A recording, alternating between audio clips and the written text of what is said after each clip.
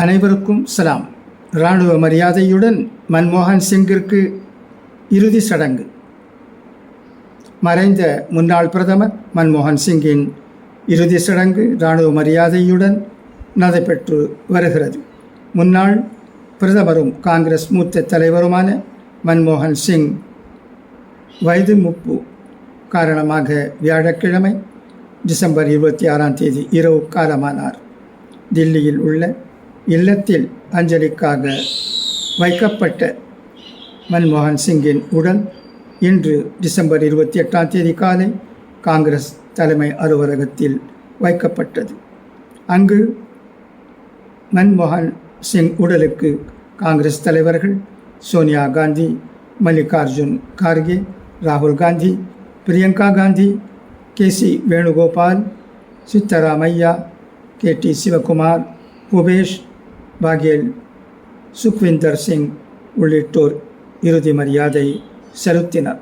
மன்மோகன் சிங்கின் மனைவி மற்றும் மகளும் மலர் வளையம் வைத்து இறுதி அஞ்சலி செலுத்தினர்.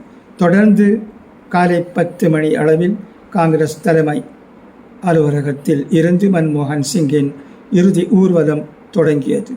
மன்மோகன் சிங் உடல் கொண்டு செல்லப்பட்ட வாகனத்தில் ராகுல் காந்தி, தேவேந்தர் ரெட்டி, சித்தராமையா உள்ளிட்டோர் இருந்தனர்.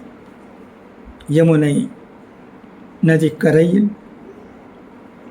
நிகழ்போத் காட் மயானத்தில் நண்பகல் 12 மணிக்கு வந்த மன்மோகன் சிங் உடலுக்கு குடியரசுத் தலைவர் திரௌபதி முர்மு, குடியரசு துணைத் தலைவர் ஜெகதீப் தன்கர், பிரதமர் மோடி, மத்திய உள்துறை அமைச்சர் அமித்ஷா, பாதுகாப்பு அமைச்சர் ராஜ்நாத் சிங், பாஜக தேசிய தலைவர் ஜே.பி. நட்டா உள்ளிட்டோர் அஞ்சலி செலுத்தினர்.